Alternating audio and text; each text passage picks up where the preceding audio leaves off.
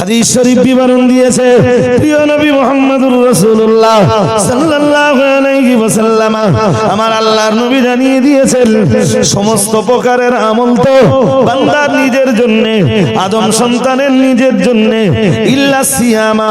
মুহাম্মদুর রাসূলুল্লাহ সাল্লাল্লাহু আলাইহি ওয়াসাল্লাম জানিয়েছেন রোজা ব্যতীত বান্দার জীবনের যত আমল রয়েছে সব আমল তো বান্দার নিজের জন্য। নামাজ বান্দার নিজের জন্য, রোজা বান্দার নিজের জন্য, হজ কিংবা যাকাত বান্দার নিজের জন্য।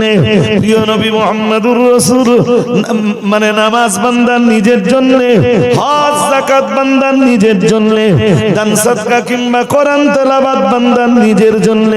মুহাম্মদুর রাসূলুল্লাহ সাল্লাল্লাহু আলাইহি ওয়াসাল্লাম নবী আমার জানিয়ে দিয়েছেন ইল্লা সিয়ামা, কেবল মাত্র রোজাটা আমার আল্লাহর জন্য। আল্লাহ পাক রব্বুল আলামিন নিজেই জানিয়েছেন ফাইন্নাহু লি ওয়া আনা আজজি বিহি আও কামা ক্বালা আলাইহিস সালাম। প্রিয় নবী মুহাম্মদুর রাসূলুল্লাহ সাল্লাল্লাহু আলাইহি ওয়াসাল্লাম নবী আমার জানিয়ে দিয়েছেন কেবল রোজা আমার খাস ইবাদত। ফাইন্নাহু লি ওয়া আনা আজজি বিহি, এবং এই রোজার সওয়াবটা আমি আল্লাহ আমার নিজের কুদরতি হাতে বান্দাকে দান করি। আর একটু মন খুলে বলেন। আর আমি কারোর মুখাপেক্ষিতে কিনা, আমি যখন দেই কাউকে কম দেই না, কাউকে। তবে বান্দার রোজাটা রোজার মতো হতে হবে। এই যে ঠোঁট রোজা রাখবে, কাজ কাম নেই তো, দোকানে এসে রোজা অবস্থায় বগর বগর বগর বগর করতেই আছে। ওখানে বগর বগর করার কি দরকার? বাড়ি বসে সূরা ইখলাস পড়তে পারতো না?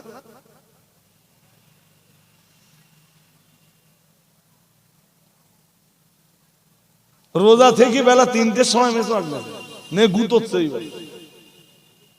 এরকম সিস্টেম আছে নাকি? রোজা এরকম নিয়ম আছে নাকি? যেখানে যেখানে ইমাম বুখারী হাদিস আনতেছেন সহিহ সনদে, ইমাম বুখারী হাদিস আনতেছেন কি হাদিস? নবীজি বলতেছেন ওয়াল্লাযী নাফসি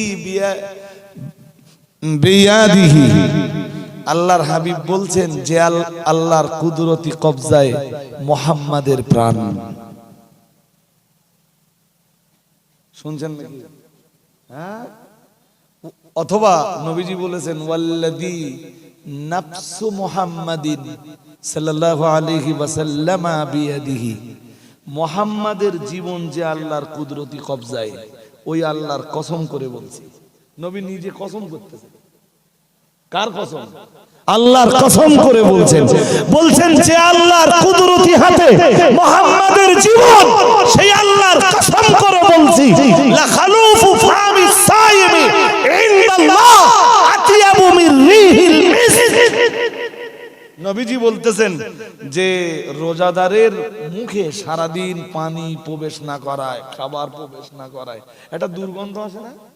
হ্যাঁ না বলতে হবে, আসে না? নবীজি বলতেছেন এই দুর্গন্ধটা আল্লাহর কাছে মিস্ক আম্বারের চাইতেও বেশি পবিত্র।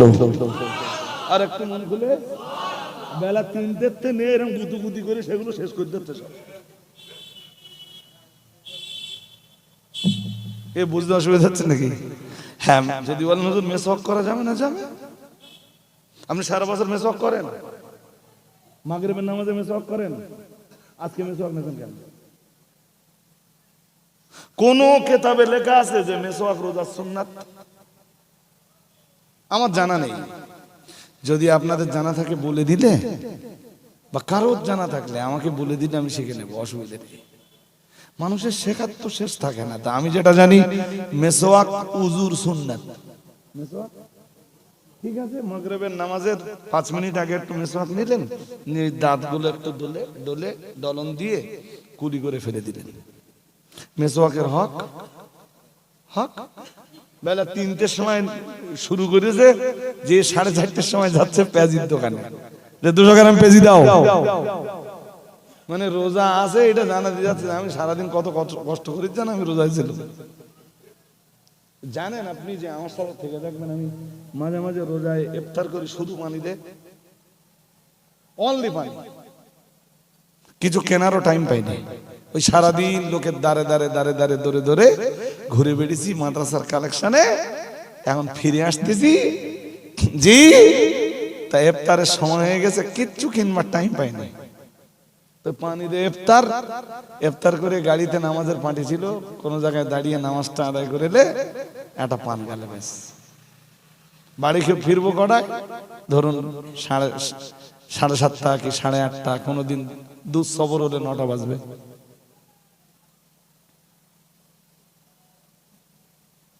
ইফতার করতে বসেছে, তা দেখে মনে হচ্ছে যে কতকাল খায় না। পেঁয়াজি এতরা, এর পাশে পাঁপড়, ও পাশে চপ, ও পাশে বেগুনি, এদিকে শশা, শাকালু, আপেল, খানিকটা ডালিমের দানা, এদিকে পেয়ারা, নাশপাতি, আর কি খাবার? কতকাল খাও না? এই যে কতকাল খাও না। রোজার উদ্দেশ্য কি? রোজার উদ্দেশ্যই তো ভিতরে যে পশু শক্তিটা ছিল, এই পশু শক্তিটাকে নষ্ট করা। তা যা মারতো, এতে পশু শক্তি কমবে কেমনে?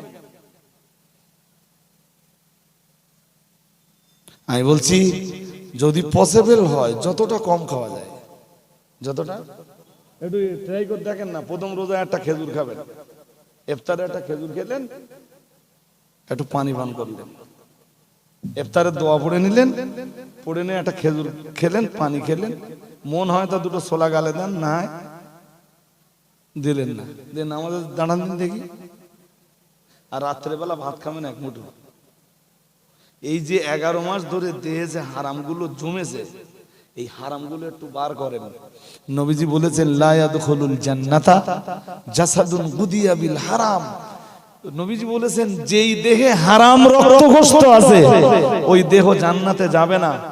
তো হারাম রক্তগোস্তের দেহ জান্নাতে যাবে না বলেই তো বান্দাদের দেহের এই হারাম জ্বালিয়ে পুড়িয়ে শেষ করে দেওয়ার জন্যই তো আল্লাহ 1 মাস সিয়ামের বিধান দিয়েছেন। আর একটু মন খুলে বলুন, তুমি যা খাচ্ছ ওতে তো শুকানোর কোনো লাইন, শুধু খাওয়ার টাইমটা বদলাচ্ছ। সন্ধ্যাবেলা অতটা খেয়েছে, তারাবি টারাবি পড়িয়েছে, আবার এক থালা ভাত মেরে দিয়েছে, সে রীতি ওই পরিমাণ খাবে। তাহলে জানো খিদে লাগে, বড্ড খিদে লাগে বলে লাস্টে আবার একটা নারকেল খাই যাতে সহজে হজম না হয়। মান আল্লাহ এই সমাজকে আপনি বুঝবার ক্ষমতা দান করুন, বলুন আমিন। তবে হ্যাঁ, আপনারা কাজবাজের মানুষ, আবার এত কম খাবেন না যাতে দিনের বেলা আপনাদের খাটতে, মানে এই যে পরিশ্রমের কাজ আপনারা করেন না, এটা করতে আবার কষ্ট হয়। এত কম আমি খেতে পারি, মোটামুটি খান, কিন্তু কি ধরনের খাওয়া? দুই একটা পাত্র দেখেছেন ইফতারের সময়, আবার দুই একজন আবার ওই এরকম করে ক্যামেরা করে লাইভ করে। এই যে অত বেশি নিজে না খেয়ে পাশের বাড়ির একটু খবর টবর কোনোদিন নেছেন কোনোদিন? আপনি তো 8-9 রকম আইটেম নিয়ে বসেছেন, পাশের বাড়ির এতিমের মা হয়তো তার দুটো ছোলাও জুটিনি, পাশের বাড়ির একজন বিধবা নারী আর মেলা নারী একটা খেজুরও হয়তো তার, সে ইফতার করছে আর তার চোখ দিয়ে পানি পড়ছে। তুমি অতটা খাবার না খেয়ে কিছু খাবার পাশের বিধবা মহিলার বাড়িতে তোমার স্ত্রীকে দিয়ে পাঠিয়ে দাও। আমার কথা শুনছেন নাকি? মাই রিকোয়েস্ট, এইগুলো করুন। আর রোজার সঙ্গে সম্পর্ক হলো কোরআনের। শাহরু রমাদান আল্লাযী উনজিলা ফীহিল কুরআন। আল্লাহ বলেন রমজান তো সেই মাস যে মাসে আমি কোরআন নাজিল করেছি। একটু কোরআনটা বেশি পড়বেন, যদি কোরআন পড়া পসিবল, যদি নাও পারেন সূরা ইখলাস আর সূরা ফাতিহার আমল করুন দিন পুরো রোজার মাসটা ধরে। কি কি সূরা ইখলাস আর কি সূরা, এই দুটো তো জানেন না? হ্যাঁ না বলতে হবে, তাড়াতাড়ি বলেন। এই দুটো তো জানেন, এই দুটোর আমল একটু বেশি বেশি করুন। পরবর্তী বক্তা আপনারা চেনেন না, আমি পরিচয় করে দেই। অল ইন্ডিয়া সুন্নাতুল জামাতের একজন তরুণ তুর্কি, আমি অনেকক্ষণ বসিয়ে রেখেছি, খানিকটা বেয়াদবি হয়ে গেছে। তো নতুন মুখ হলেও গবিলায়, আমি বলছি আপনারা উঠবেন না, যদি খারাপ হয় পরে আপনাদের সাথে আমার কথা হবে। আমার কথা শুনছেন নাকি? এই ছেলেরা আমার বলেছে যে আপনি একটু একজনকে দেখে দেন, ভালো দেখে দেবেন। হ্যাঁ হুজুর, আমার বলেছে, আমি ভালো দেখেই দিছি। মাল ভালো না খারাপ এটা পরে আপনাদের সাথে কথা হবে, ঠিক না বে ঠিক? হ্যাঁ না বলেন। এইবার কেটা কেটা উঠবেন একটু হাত তোলেন দেখি। কেউ হাত তোলেননি মানে কেউ উঠবেন না। এই তো সবে বসলেন, আর 11টা 5-10 আবার মুফতি সাহেব উঠে যাবেন। 50 মিনিট একটু ধৈর্য ধরে মৌলানা সাইফুদ্দিন সাহেব, আমাদের বসিরহাটি ওনার বাড়ি, ওনার ওয়াজ একটু আপনারা শুনতে থাকুন। আর ওই গাড়িতে ক্যালেন্ডার আছে, বিল আছে, আসন্ন রমজান মাস, বিল ক্যালেন্ডার নেবেন। সেই সাথে যারা খাদিজার সদস্য হননি, এখন খাদিজার সদস্য কাজটা গবিলাতে কোনো মূল্যেই আগাচ্ছে না।